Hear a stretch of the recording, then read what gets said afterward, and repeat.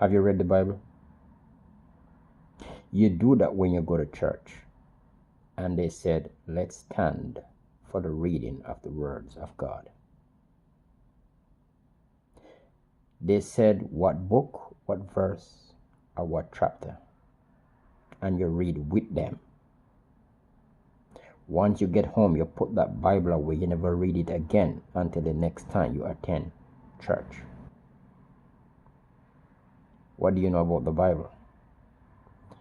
Well, you're going to sit there and said, I interpreting the Bible wrong.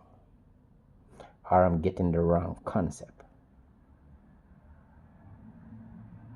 All right. Since you know how to interpret it and you have the right concept, let's talk about it. I'm going to give you a story in the Bible that you might be familiar with. When Judas betrayed Jesus by selling him for 13 pieces of silver. According to the Bible, he regret doing that, so he bring the money back. They did not accept the money from him, so he threw it down inside of the temple. Then he left. Listen carefully. Listen what the Bible said happened and make it make sense.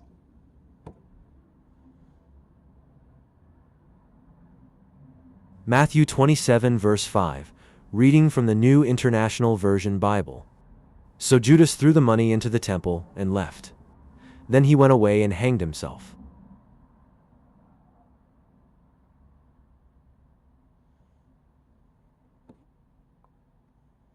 He hanged himself. Listen carefully to another verse in that same Bible. Not a different Bible, same Bible. Listen carefully what it says. Acts 1 verse 18, reading from the New International Version Bible. With the payment he received for his wickedness, Judas bought a field. There he fell headlong, his body burst open, and all his intestines spilled out. So it said he left the money in the temple and went away and hung himself. But then another writer said he fell. Did he not die when he hung himself? No. The Bible said all of that. That have nothing to do with me. What I'm going to do now, I'm going to rewrite that in my way, how I would love to see that in the Bible.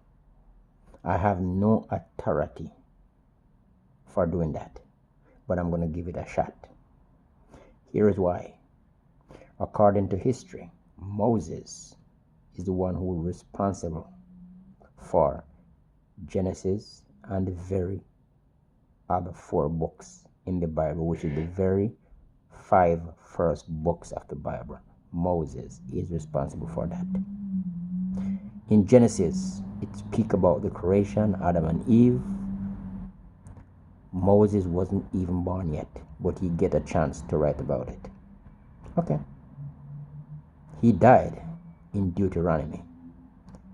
He wrote about that too, about his own death. Wow. How he died and who buried him. Good.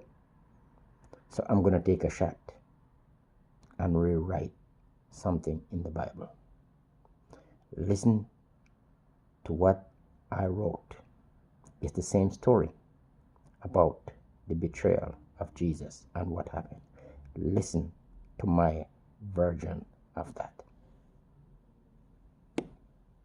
Matthew 27 verse 5. So Judas threw the money into the temple and left. Then he went away and tried to hang himself. Hold on. He tried. He did not do it. He tried. But let's listen to it again all the way through. Remember, listen to it carefully. Don't blink. Don't turn away. Matthew 27 verse 5. So Judas threw the money into the temple and left. Then he went away and tried to hang himself. But he did not die. So he went back to the temple and picked up the money. Acts 1 verse 18. With the payment he received for his wickedness, Judas bought a field. There he fell headlong, his body burst open, and all his intestines spilled out. If that was the way it was written in the Bible, we wouldn't be having this conversation. What did I interpret wrong from what it said the first time? What do you get from what you read or listened to the first time? He hanged himself. Another person said he fell down. I said he tried to hang himself. It did not happen, so he went back and get the money, bought a land with it, and then one day he fell down, spilled his gut. If he left the money in the temple, how comes the Bible said he used the money to buy the They don't field? want to admit it, but that makes perfect sense. If it was written that way, we wouldn't be having this conversation. Now your question is, who am I to make that decision that it should go like that? I'm just another guy. Just another guy who think this would make more sense if it says that. Maybe I'm wrong, but all you have to do, like I said, prove me wrong.